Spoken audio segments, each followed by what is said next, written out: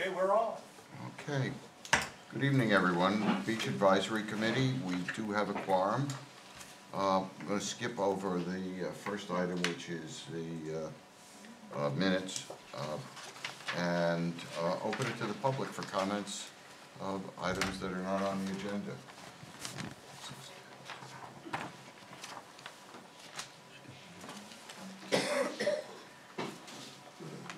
Yeah, please, Alice.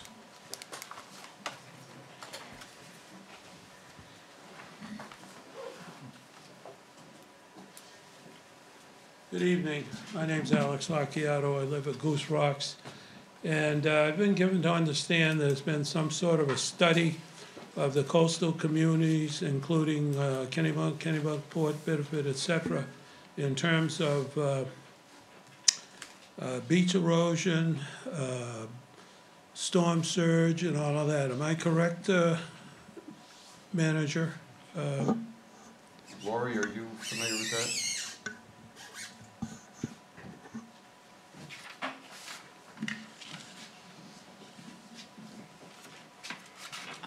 We do participate in the beach profiling each summer, and I know Kennebunk has been involved in a study, I think, in terms of storm surges, but we're not doing anything in particular, no, and we're not in a joint study. Thank you. Is that something that might occur in the near future? It's not on the list. Do you think it should? So I'm not prepared to sit here and Yeah. talk about this Okay. tonight. It All wasn't right. on the agenda for me, so. Yeah, it wasn't this on is- mine either. Well, these are for items not on the agenda. Am I Well, understanding? in the normal course, the manager is not here at our meeting. Oh, okay. So, And the other thing I'd like to mention is maybe the sidewalk on Kings Highway could be plowed a little quicker than the last. It took a little over 5 days. Thank you. anyone else? You drove all the ways up from New York City and you're not, you don't have a, There were a few items on the list that I thought were gonna be discussed, so I was just here to kind of listen first Oh, and see okay. what's going on. All right. And then uh, I may jump in. Her daughter lives on the west side. so, as you probably know, we have elections every year for the Beach Advisory Committee, and they're not done the way normal elections are done. The only people who are entitled to vote, or households that are entitled to vote, are ones that participated in the Beach Advisory Committee ordinance and agreement. So there are backlot owners who can participate, and there are 2 backlot owners on the board, and beachfront property owners. And the next election, the first thing that you will get in terms of voting is to update, in other words, update the representative for the household.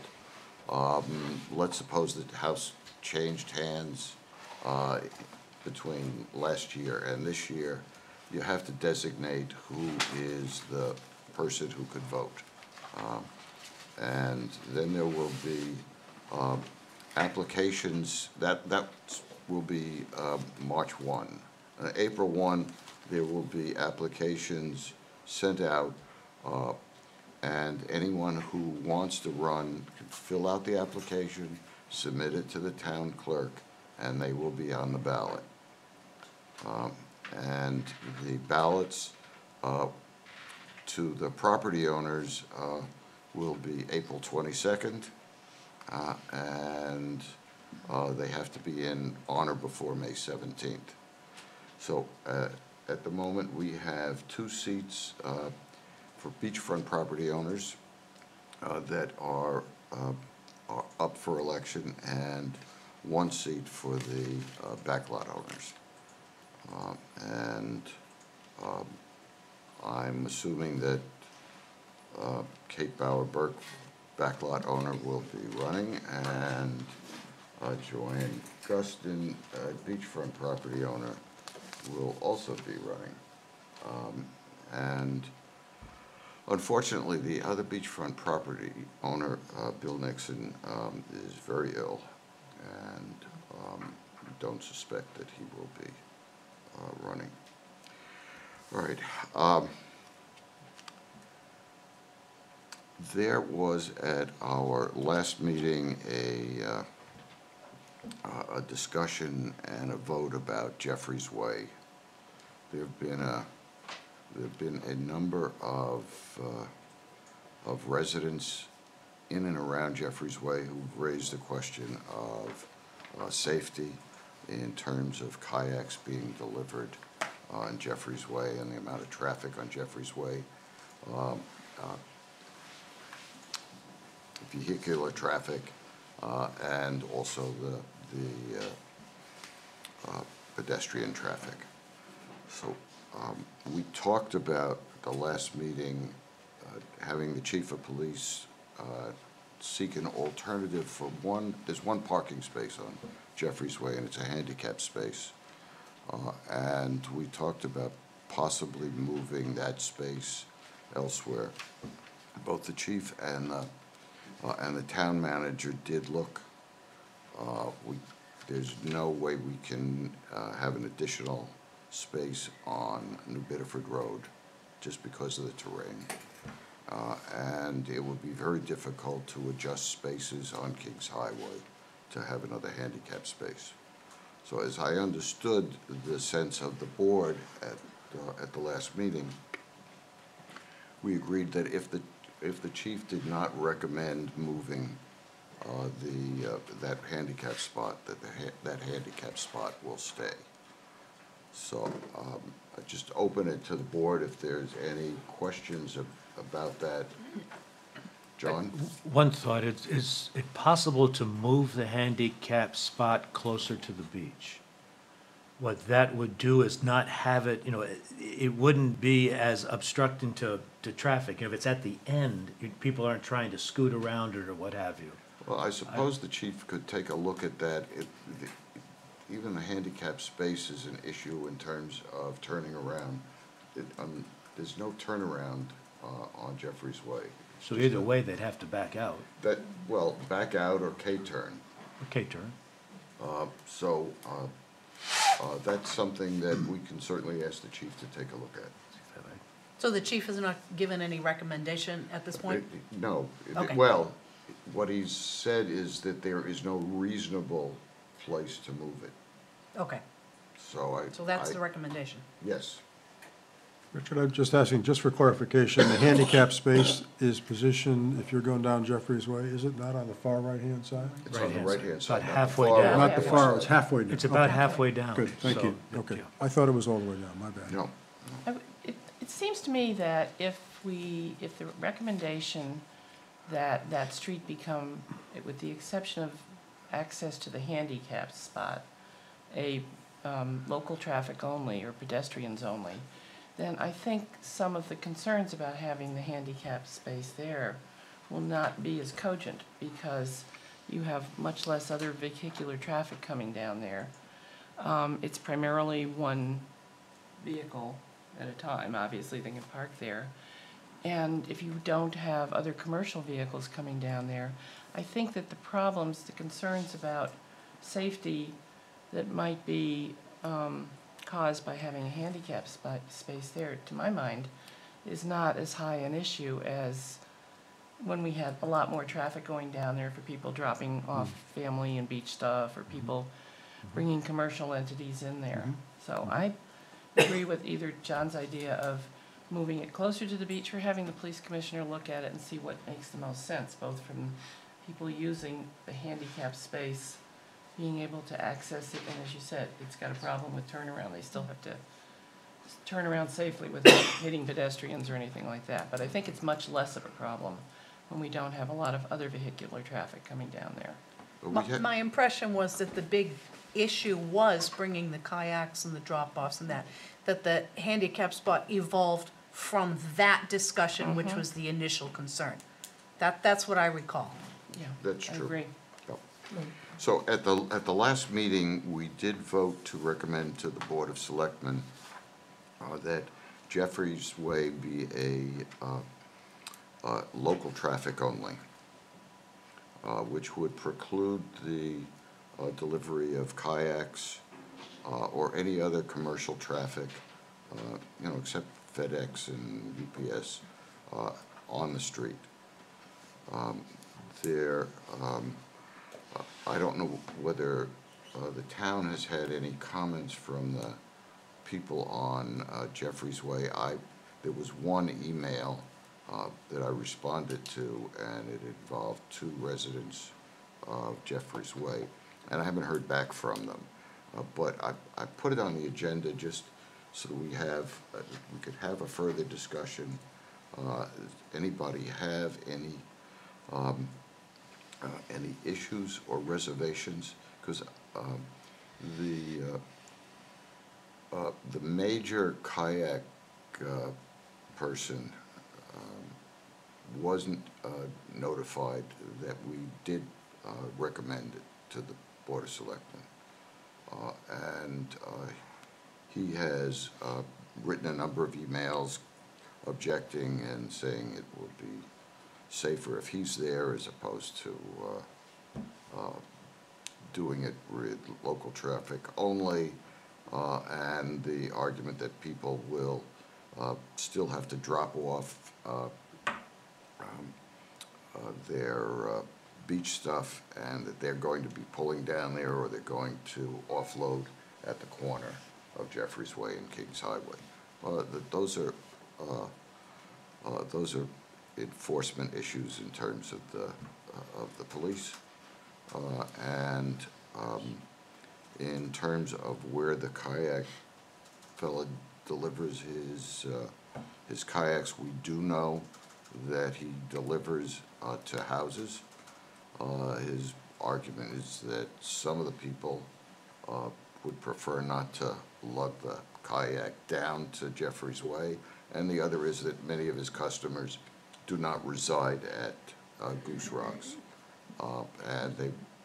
but that really is his problem. We're not in the business of making it easier for any business to come into Goose Rocks Beach. I mean, we have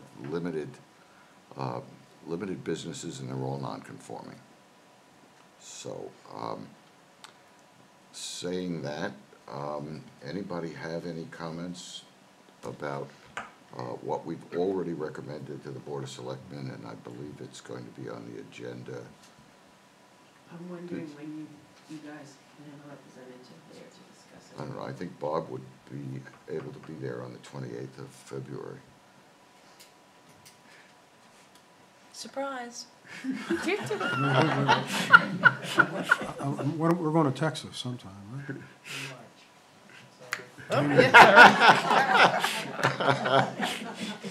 Do it on the 29th, Bob.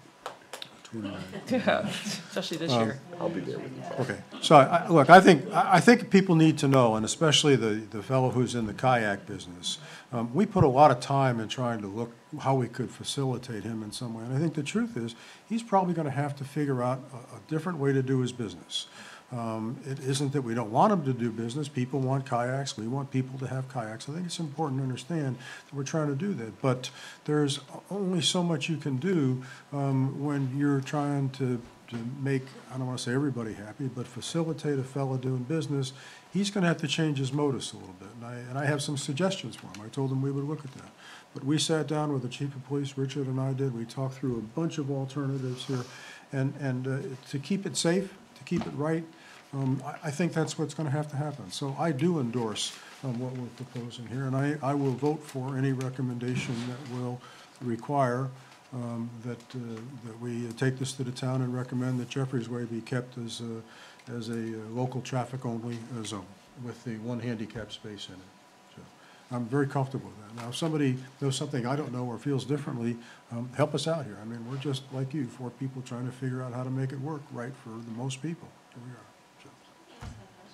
You have to go up there to do that. You have to go up there and say that. Just go, While you're Different- going up, I just want to say I agree.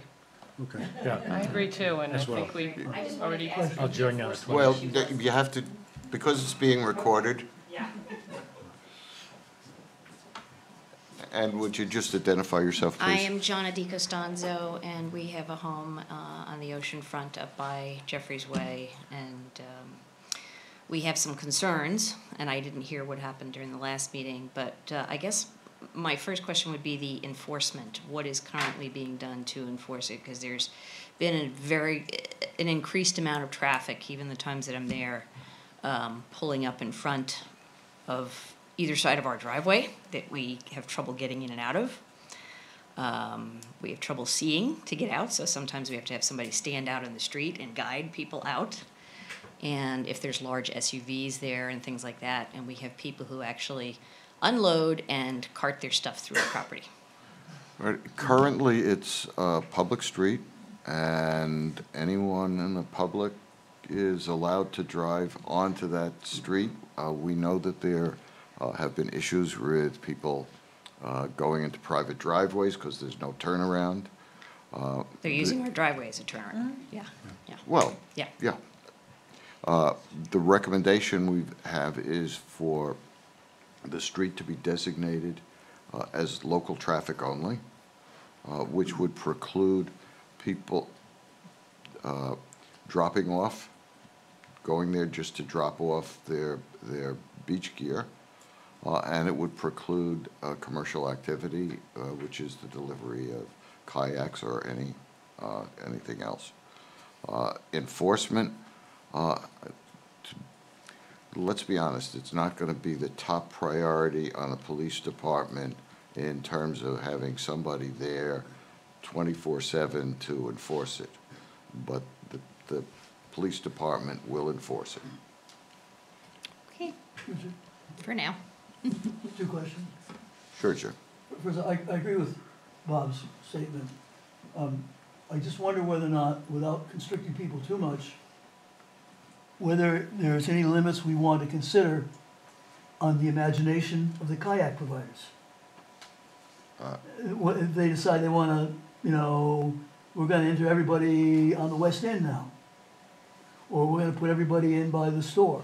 Is there any limitation that they ought to know to their imagination up front if we have the right to do that?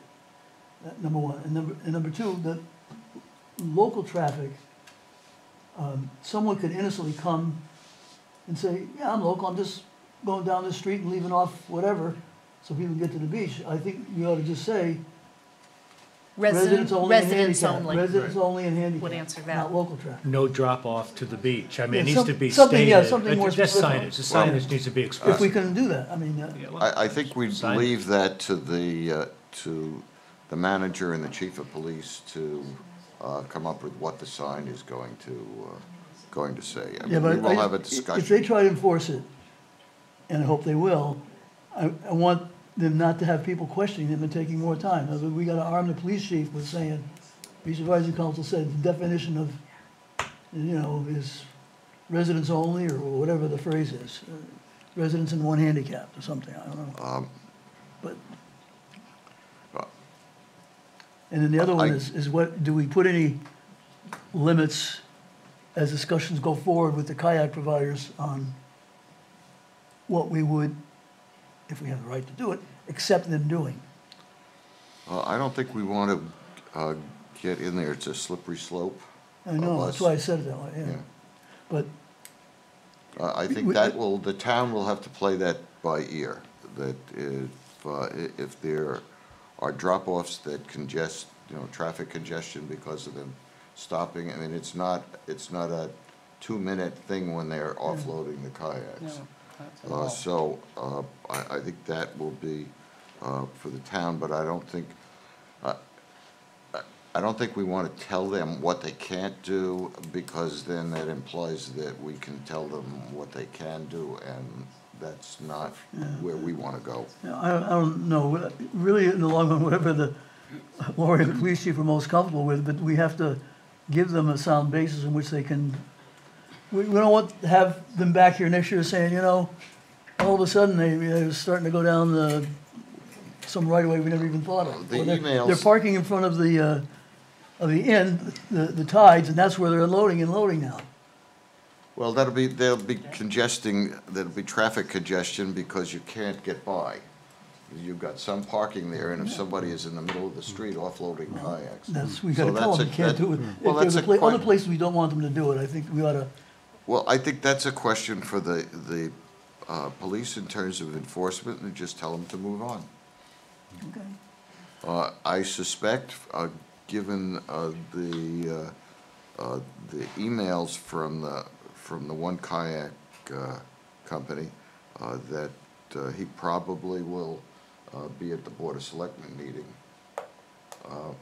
when it's considered. And so, Lori, to your question, you and I had talked about the 28th. Does that work for you and the board? Is that a special meeting, or that's a standard, or is that a special meeting?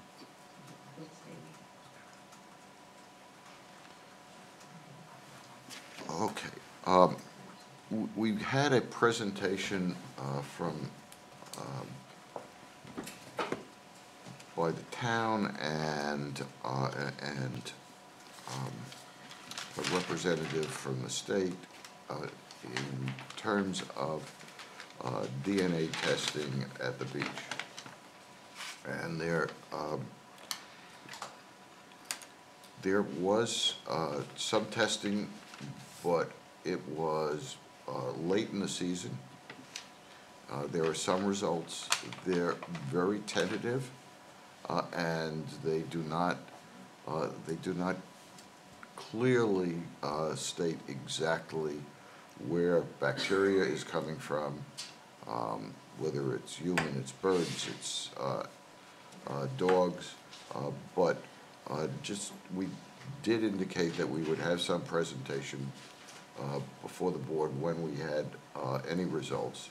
And so, Lori, is it you or Allison we're going to talk about? Okay, so Lori Smith, the manager, and Allison Kenway, the health officer. Yeah, I think Bob has his already, and I don't know if Richard did. We'll share, we'll share. I'm all set. Yeah, I didn't bring mine with me. I think it's getting, that would be great, we have enough for. You know what? I'll share with you. I think. thank you.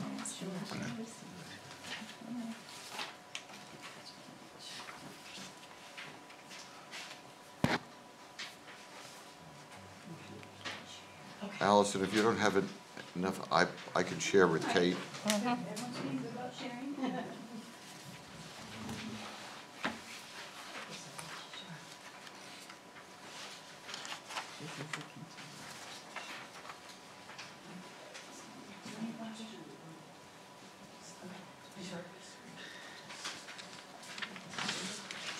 She can have mine if you have one, you can look at. Do you have yours?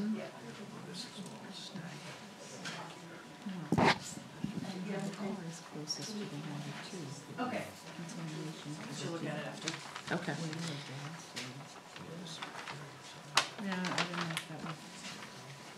So regarding the Healthy Maine Beaches testing that we did this summer, as you'll remember from our presentation with Megan Sims back at the end of November, Megan went over what we were doing for testing. We had enhanced testing this year, testing 3 times a week for bacteria along tide cycles and within our normal realm. We also wanted to take that a step further and do some DNA testing. We ended up not being able to do the DNA testing until September, and that was, some people have said, why did you wait till the beach closed? And it was really a matter of several state agencies needed to sign off on these contracts, along with the University of New Hampshire, who does the analysis. And we weren't in control of that. So they did finally sign off. And what you have before you is a spreadsheet that shows that analysis. On the left-hand column, you'll see the dates And you'll see that there are 3 test dates, September 24th, October 3rd, and October 17th. Next, you'll see the site numbers that correspond to the map. So when we did the DNA testing, we did more than just what we normally did. And in the summer, we did more testing for bacteria as well in other sites than just at the beach and the mouths of the river. So there were several sites further up. And then you'll see the bacteria counts in the next column. Some are in red. Those were the ones where we had hits. The number is 104. Anything above 104 is an exceedance. The next column is optical brighteners, so what you might find in washing detergent, and they do test for that. And then you get into your DNA testing.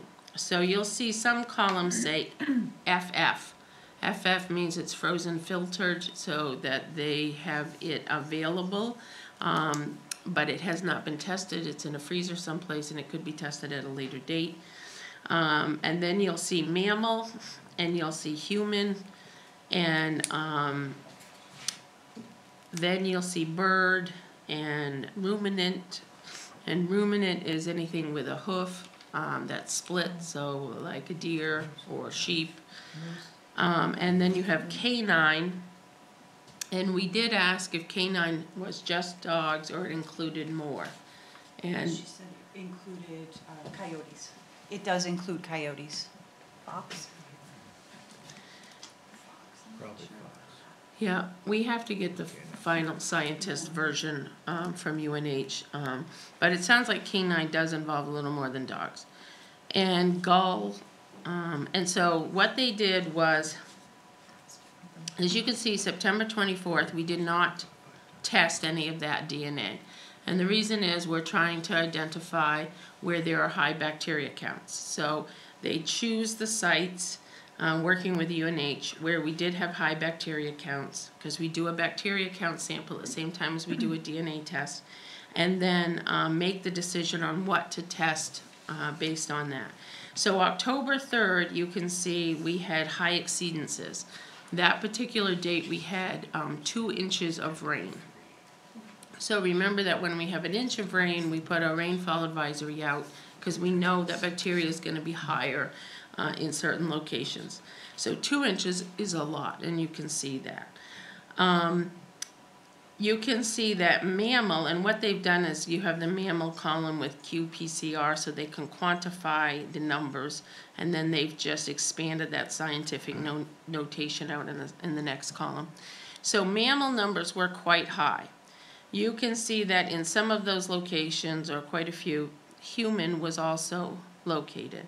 And when you look at the human number in comparison to the mammal number, you can see the humans there, but it certainly doesn't compare to the large mammal number. On bird, you can see that on the October 3rd date, there were 3 dates, three sites that bird showed up. Ruminant did not show up at all, which we thought was interesting, but it may be because of the time of year as well. When you get to canine and gull, you don't have the quantifier. So all it does is tell you whether there's a presence or not. So you see the plus or the minus. You don't see a number, and we won't be able to identify that. So if you look at those particular locations where canine picked up, for example, they tended to be upriver, so higher up. But with 2 inches of rain, the DNA could have come from pretty much anywhere. One thing that they have told us is that the DNA will only stay in the area for about a week. So it should be fairly recent. On October 17th, you can see we had less exceedances. There's only 3 there, and it was a dry date. So we didn't have huge amounts of rain. You can see again that mammal was picked up and that human was picked up in smaller numbers. And we had some bird, but that time canine was not picked up, and neither was ruminant and it says we had a faint on gull. So that is the information that we have currently.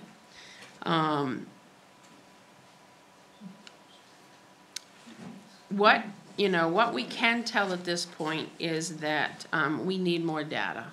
I mean, this was at the end of the season. It was fall. We haven't tested in the height of the season. One of the things we've asked is, you look at those mammal numbers, they look big. To me as a layperson, those look like big numbers.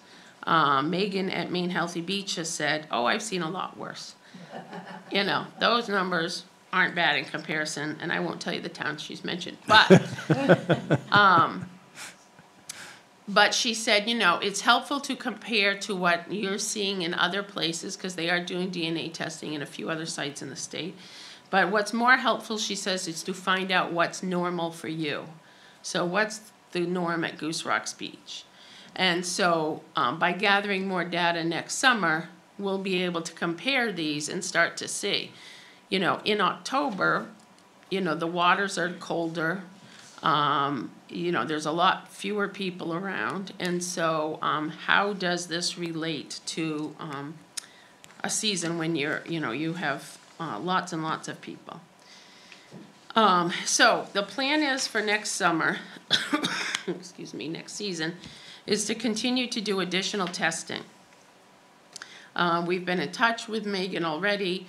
Megan's position also has moved, or Maine Healthy Beaches as a program has moved from the University of Maine system to Department of Environmental Protection. So she started in Department of Environmental Protection in January. She had to hire a new staff person, so she's getting up to speed with that. She's trying to get the new contracts for the new calendar year in place. But our goal is to look at the tide cycle and determine when those dates will be and set them in place. We also are going to continue to do a further review of the septic systems and sewer lines. I've been talking with the wastewater department about looking at that this summer when we're in higher season. We've also transferred our GIS data regarding our sewer system lines to Maine Healthy Beach, and they're going to overlay that over the test data as we gather that. Megan is working on the report for last season, so she covers the whole state. As we gather that data from her, and we can start to compare ourselves to some of those other communities. The other thing that we talked about was, what does this mean? I said to her, well, we don't know about canines. We don't know how big a problem they are. We know of humans being picked up. It's probably coming from a septic system or sewer line. But what do we do with that? So she's talked about, what kind of educational efforts the beach committee might want to undertake in terms of having some education efforts on picking up after your dog. And I'm sure that it will be impacting those tributaries further up. We have to be thinking about more of a reach than just at the beach, but certainly at the beach as well. And we've also talked about the rain advisories. In the middle of the beach, our test results are usually good, even in rain events. It's at the mouths of the river, that we see those higher numbers. And so letting people know that swimming in the middle of the beach is much safer and healthier than swimming in the mouths of the river, and that especially after a rain event, don't go in the mouths of the river. Of course, everybody makes their own decision, but I think rather than just saying, the beach is good or bad, it's about using the knowledge that we've gained through the process to help people educate themselves. You also had some information about our general testing, and I'm going to let Allison inform you about that. This is about how many we were over and everything. Sure. So this summer, we had 14 weeks of testing between Memorial Day and Labor Day. And at Goose Rocks, we tested 3 times a week. So 39 samples were collected during this time. And at that time, we had 6 weeks that came back over the EPA standards. out of the 14. 2 of those weeks were related to rainfall advisory over an inch, and 4 of the weeks had less than 1 inch of rainfall, and 2 of them had no rainfall at all. So 2 had a little bit of rain, and 2 had none. And then we also just had 2 weeks of rainfall advisories. We had no testing during this time. It was just a sporadic day that there was a lot of rain, so we just put up an advisory just to notify the public.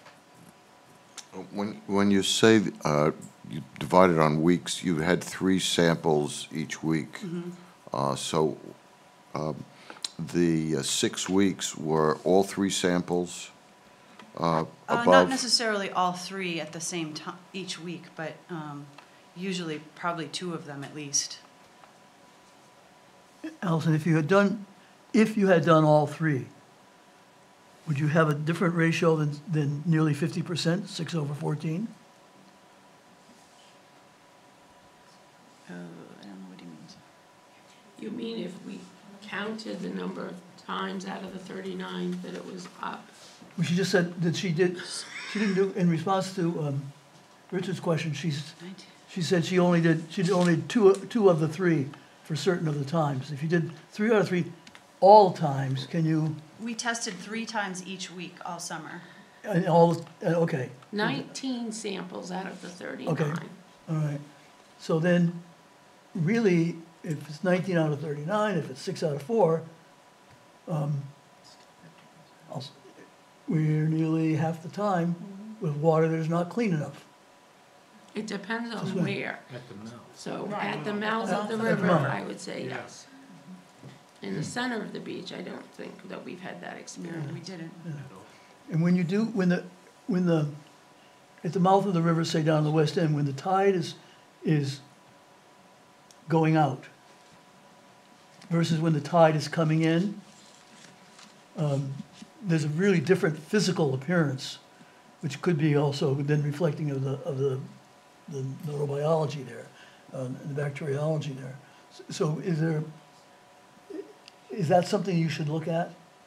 Well, according to Megan at Healthy Maine Beaches, we test the same time every week, hoping that over the summer we're catching the different tide cycles. Because otherwise we'd be going out in the middle of the night trying to catch the exact same tide Well, cycle each week. usually, probably at least almost every day during the summer, you'll have one point where the tide is coming out from the river out to the ocean. And that would be, you have enough to do already, but that would be interesting to look at, because you look at that water, rain or no rain, you don't want to go in it. We also have a lot of limitations with we have to get the samples to the lab. Yeah, I know, couriers, I know it's easier. and to- volunteers and that kind of stuff. I know, it's, There is a subgroup that spends a lot of time, Steve Hanna, reviewing the data, Steve, and John Crowder, and Paul has joined us. So, I mean, that has been discussed, and this year, what we tried to do was have 2 days, one after the other, that we did the same tide cycle by moving the time, and then on Wednesday, we did the normal time. So over the course of the summer, we collected a lot of data. When they did the additional testing up the tributaries, they did that at the same tide cycle. It was 2 hours before low tide on an outgoing tide. and just one more question, and I don't mean to be whatever about it. But does the town have an obligation to inform the tourist public that 45 to 50% of the time, when you come to the beach, you shouldn't swim in certain areas, you should swim in others? Is there a liability, in other words? And what, if there is any, what is that? Anytime that we get data that says that there, I mean, that's why we do the advisories. Yeah, and you put the So sign. when we do the advisories, we do. And that's what I said at the end of my presentation is, what role do you want to be a part of that education effort? And do you want to have signage at the mouths of the river? Because at the mouths of the river is where we see the higher counts. And in the middle of the beach, we don't see those high counts. So I think there are education efforts that could be undertaken regardless of liability. It's about keeping people with public health in mind. Yeah. Thank you. Steve, just wait till they, Steve, you wanna wait till they finish? Wait till they finish, and then we'll do the We're questions. done. I'm done. Back That's why I asked. I do have Thank you. Will you guys take questions? Yeah. Go, John. Yeah, I have a question. I noticed on the, sorry, Steve, but, Sit there. they were done. John wasn't. The mammal, obviously the human is a component of mammal is everything, right? It's all the mammals, not the birds and the other critters, but just the mammals. But as I look down, the human, almost in every case, is 1 part in 1,000 compared to the full mammal. So if In October. Yeah. in October, all right. So when I look at this, to me, if I was concerned with the potential of human contamination in October, it looks pretty light. Would you agree with that conclusion? That seems to be what Megan As has. lay people, yes, I would. Well, the numbers say 1 part in 1,000. Right, And you right. take 1,000 off these numbers, I- you're way below. I agree with you. anything. Okay. But all I'm saying is that I would not want us to extrapolate this data to conclusions at No, this no, point. indeed, Yes. but just based Yep. on this data for Yep. this time period, I agree. that's a statement.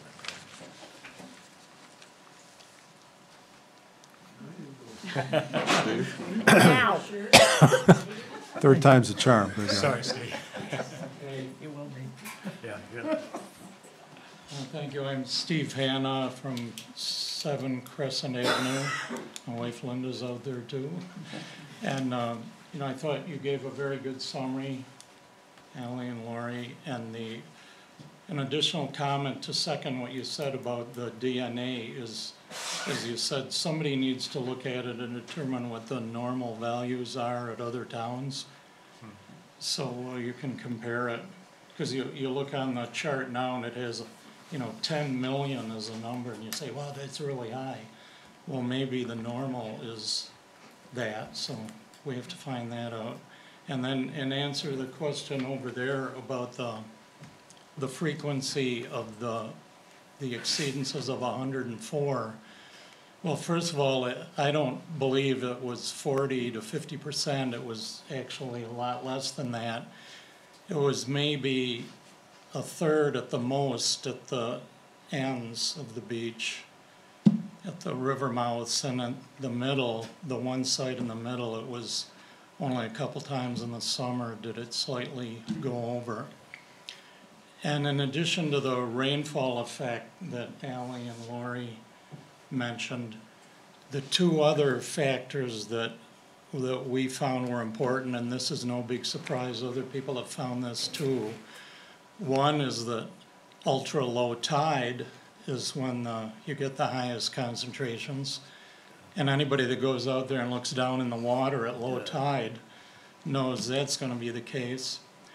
And the other additional thing is if there's a big tidal swing, like if you have a 10, 11 foot high tide and a -1 or 2 low tide, what that does with the really high tide is it sort of scours all the crap literally out of the upper areas of the marsh and brings it out. So you have really 3 factors: rainfall, then definitely highest at low tide, and then with this big swing, and it will bring the stuff from far up in the marshes. It's just been sitting there cooking for 2 weeks. But we are looking forward to having the more data for next year and the further DNA analysis from Megan or UNH or whoever does. Thank you. Bob? Could I just ask a question about cost and expense to do this? In round numbers, and are we, how much is this program costing us, or what do we expect it to cost? And I'm just curious, because I like this. I mean, when you sat down in your office and you took us through column by column, there's a lot of good information here. And I'm just curious how we've sort of budget this. Is this part of the Beach Advisory Committee's budget? Is this a town budget? I'm just curious where it is, and any idea where the numbers are going to go. I'm not going to hold you to this, but I'm just trying to get some relative sense. So first of all, the Beach Advisory Committee budget is the town budget. All the money is the town's budget. All of it? Yep. Really? Goodness. Party So, time. But it's Where we coming at? out of Where we that gonna pocket. hold It's it the same it pair of all pants, goes but is in it that the pocket? same pocket. Yeah, well, So- there's multiple pockets. How are we budgeting? So it depends on how much Maine Healthy Beach is able to support the program, is one answer. Last year, they did have some funding. I mean, they get a little pool and they have to spread it across the state, so it depends on what the needs are. They were able to fund the DNA testing. We did so many other bacteria testings, we did have to fund the extra day. So we did have some costs there. What I said to Megan, and Megan was saying, well, you know, I'd like to be able to support the DNA testing, you know, this summer as well. And and you can see it all depends on how many things you test, you know, and what your hits are and what makes sense to test. So she tries to be wise about that with the help of the UNH professor. What I have told her is that, you know, we will certainly supplement and support that this is important work and we want to make sure it's done well. And so if there is tight funding at the state level, to let us know. Okay. I'm delighted to know that there's so much money available to the Beach Advisory Committee. This is just great news.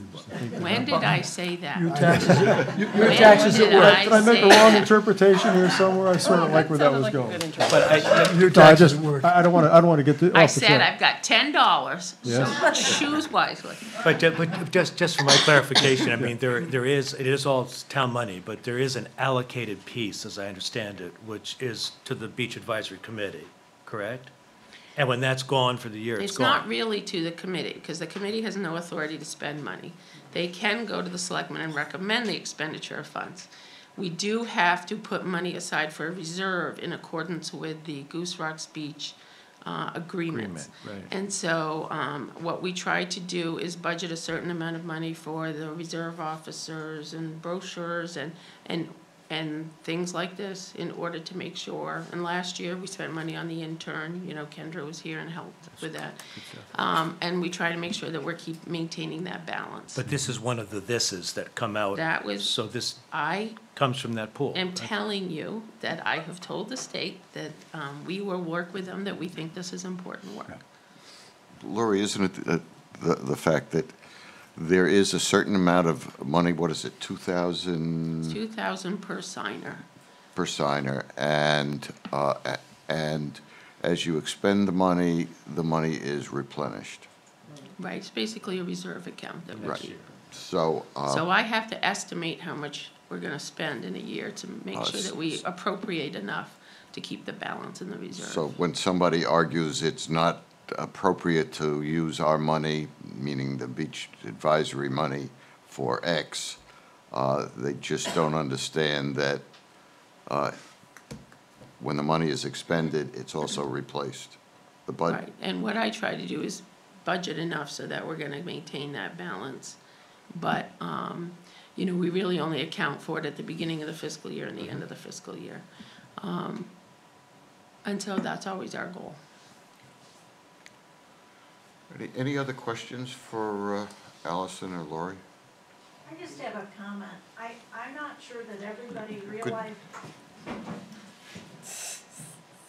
He's the scientist and I'm just the practical person. Just could you identify yourself because it is? Linda Hanna, 7 Crescent Avenue. I just want everybody to realize that we tested 3 times this summer. All volunteer did the testing, and we've driven things over to the lab and we take them. So it's not like the town has no expense in that part of it. I don't know who pays for the people that are doing the DNA testing and going out in their kayaks or whatever. So maybe you could let us know who's paying for that. Are they volunteers? I don't know. So last year, you mean this coming year or this past year? I don't care. This past year, I went out on all the DNA testing Well, along you're an with, employee. with Kendra, who was our summer intern. And we also had some other volunteers that helped to collect that information. And then in Healthy Main Beach, it was an AmeriCorps volunteer came to do a lot of the help with the testing as well. But it didn't go against our budget, is what you're saying, No. so there was, yeah, it was low. And that's hopefully what we'll do again this coming year. Just as a last point, will you need more volunteers? I mean, should we be active in our communications to say that this is a major effort the town is undertaking and has begun? I think it's very valuable, and frankly, I'd be willing to volunteer, or my wife might volunteer. Volunteer your what? How'd I do? She was She already trying. volunteered you, Bob. But I'm serious. I think we just might want, if more volunteers are needed and will make a difference, which is where I think you were trying to go, I just want to make sure that we make an effort to tell people, hey, if you'd like to do something that's really going to help Goose Rocks and all understand where we are, please feel free to join us. That's what I'm trying to say. Okay. We can always use volunteers. Okay. And they can call me at my office. Alrighty, is there any other new business? Any of the board members? I know that there, Bob, you raised a question about vehicles on the beach, and there is a regulation that the town has drawn up in terms of precluding motorized vehicles, motor-assisted vehicles being on the beach. Yes. And your question was if there was a necessity, would there be any exceptions? And as I read the proposed regulation, it seemed to have covered your question. Okay, so what's the answer then? Maybe I Well, missed the point. The answer is that the regulation does provide for some exceptions in emergencies. Okay. What I suggested was, we have a beach cleanup, and we're trying to get lobster traps off the beach and all this stuff. It's a haul to take the lobster traps by hand and take them all the way out and move them a half a mile till you get to a pickup point and so forth. And I simply asked, if we had a beach cleanup designated, say, from 10 to, or 8 to 12 on a given Saturday morning, could we allow, if it's a low traffic and not enough season, just to help get, if somebody's got a little pickup truck, I happen to have one, then volunteer to put it on the beach so we could lift these things out of the ground and get them out and clean the beach up with glass and other things. Would that be a possible use or exception, thank you is the word I'm looking for, to do that? That's what I was suggesting. Well, there is an exception for participating in town-approved civic, governmental, or charitable events. There you go, I'll take it. done. Good luck. Bingo. I don't want to get a ticket. Richard said. Oh, yeah. Oh, yeah. Emergencies, And yes, of emergencies. course. Emergencies are always for the exception. Yes. Okay, any other business? So are you guys voting on that, or? Well, I believe we had already voted to recommend, This is a real wood. Oh, so was the last one. So, I mean, this is just, this, it would have to go to the selectmen, but, you know, there's a difference between talking about an idea and seeing it in paper. So that's why I just wanted to make sure that that was something that you guys were recommending to the Board of Selectmen. well, I believe we'd already voted to recommend it to the board and allowed the board to draft whatever they thought would be appropriate. So are we covering that on our February 28th visit? Sure. Why not? Okay, That way Bob will only have to appear once.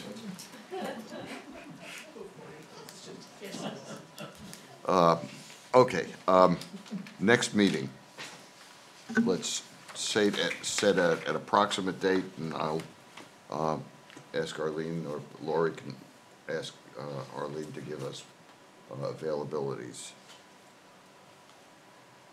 Any suggestions? We're now in the beginning of February, and sometime in March, early April. Or May. These are quiet months. Well, they were supposed to be, That was tongue-in-cheek, May? a little bit. Yeah, I thought so. April anyways, I mean, we had some discussions in the past of eliminating the midwinter meeting due to travel concerns and Right. weather and the fact that this really should be the quiet time of the year, and yet here we are. Yeah. So I'm all for putting this off as long as possible unless there's an urgent need. Well, let's do it this way. Any of you have travel plans that you would not be here in, say, the middle of April? Yes. So the Yes. middle of April is out for me. I got 2 weeks in the middle of April. Very end, beginning, I'm good. End of April And looks I've got good. the first half of And April. Richard, those same 2 weeks wind up with a lot of the Christian and Jewish holy days. Okay, You know, Yeah. Holy Week, a week of Easter, and Passover, a lot of that stuff. So those two are probably, okay. You want to do end of March? No, What was don't the, ask We're me. away for part of March too, but not in the middle. Not, well, how about the end? Very end, yeah, then we'll be getting ready to go, so don't, yeah, okay. The last week in March, I could do, probably. How about last week in March? I'm good. When are we going to Texas? Mr. Sherman? Ms. Sherman, when are we going to Texas? March 31st is a Sunday, so you could theoretically do the first week in April if people were around. We're not here. Not here, you're not here. Yeah. Okay. Let's leave it this way. Would all of you, within the next day or two, give me your calendars in terms of the last week of March, the first week of April, as to whether or not you be available, and then I'll talk to Arlene about a date. Remember that we do have to have 5 for a quorum, and we have 6 here tonight, and I suspect that's the number that we're going to have to work with for our next meeting. Okay. Okay, so in the next day or two, give me your calendars, and then we'll figure it out as best we can. Okay. Any further comments from the public on anything? All righty, a motion to adjourn. So moved. Second. All in favor? Aye. Thank you.